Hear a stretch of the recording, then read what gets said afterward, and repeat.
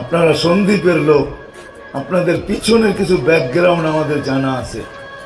এইখানেই ওই ব্যক্তি জন্ম নিয়েছিলেন যাকে দারুল উলুম দেওবন্দ চিঠি পাঠাইছিলেন, চিঠি যে ওয়াজিহুল্লাহ চলে আসো, তোমার প্রয়োজন। এই বিশাল মজমা কালাপানিয়া, আর কালাপানিয়া যা এসা শুনলাম, এটা মাদ্রাসা না, এটা একটা মুজিজা, কেরামত বলা যায়, কেরামত। যদি কেরামত না হতো, পিছে নাকি দেওয়ালের পাশে নদী চলে আসছিল, আবার এটা ফিরতে ফিরতে এখন কয়েক মাইল পিছে চলে গেছে। তাহলে কালাপানি একটা কেরামত, ঠিক না? শুধু মাদ্রাসা না, একটা কেরামত। আর কেরামত হবে না কেন? বাংলাদেশের সবচেয়ে বড় সৌভাগ্য যেটা, ওইটাই তো আপনাদের এইখানে, আর এই কালাপানিয়াতেই নাকি বাংলাদেশের সর্বপ্রথম যিনি হাদিস নিয়ে আসছেন, আল্লাহর রসুলের হাদিস নিয়ে আসছেন, আল্লাহর রসুলের যিনি হাদিস নিয়ে বাংলাদেশের সর্বপ্রথম আসছেন। আগের কথা বলতেছি না, এই শতকের কথা বলতেছি। 100 বা 150 বৎসরের ভিতরে সর্বপ্রথম যে হাদিস নিয়ে আসছেন, উনি আপনাদের কালাপানিয়ারই, ঠিক না? কি বলেন? হ্যাঁ, আল্লাহ রসুলের হাদিস নিয়ে যিনি এই দেশে পা রাখছেন।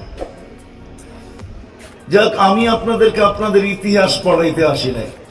আপনাদের ইতিহাস আপনারা পড়ে নিলে ভালো হয়। খামাখা আমি পড়ায়া বিভ্রান্ত সৃষ্টি করে লাভ নাই। তাহলে কালাপানি আর মাটিটা, আমার মনে হয় এটা একটা কেরামত, ঠিক না?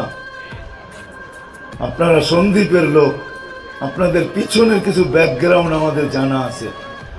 এইখানেই ওই ব্যক্তি জন্ম নিয়েছিলেন যাকে দারুল উলুম দেওবন্দ চিঠি পাঠাইছিলেন, চিঠি যে ওয়াজিহুল্লাহ চলে আসো, তোমার প্রয়োজন। ওই ব্যক্তির ইতিহাস আপনারা জানেন না, যাকে দারুল উলুম দেওবন্দ চিঠি লিখছে, ওয়াজিহুল্লাহ চলে আসো, তোমার প্রয়োজন আছে দারুল উলুম দেওবন্দ। কিন্তু অত দিনে ওয়াজিহুল্লাহ পুরান হয়ে গেছিলেন, আর নিউ ছিলেন না, পুরানা ফাটা কাপড়ের মতো হয়ে গেছেন।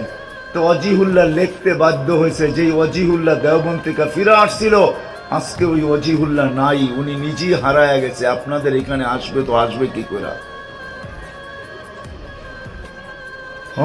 মুহাদ্দিস এইখানেই বলে বাড়ি, কি নাম? সাইদ আহমদ শাহ। এই যে এইখানেই বাড়ি, ওনার এই ভাইয়ের হাতের গড়া মাদ্রাসা।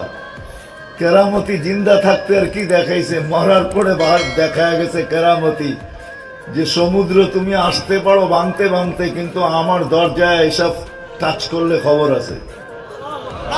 আমার মনে হয় এটাই হবে, আর কিচ্ছু হবে না। যেমন তমিমে দারি রাদিয়াল্লাহু তাআলা আনহু অগ্নিগিরিকে পাহাড়ে আবদ্ধ করে হাত বুলায় বলছে, লা তাখরুজি ইলা ইয়াউমিল কিয়ামা, কিয়ামত পর্যন্ত বাহির হবে না। আমার মনে হয় এটাও বলছিলেন যে বাহির হইতে পারিস, তাইলে কিন্তু আমি আইসা এবার হাত দিয়া ঢুকাইছি, এবার পিঠে ঢুকায় দিব। কিন্তু কবরটা কিন্তু ওই পাহাড়ের পদদেশে বানান নাই। ওনার কবর আমি দেখে আসছি, ওনার কবর লিবিয়া আর টিউনিসিয়ার বর্ডারে, দুনিয়ার এক মাথায়।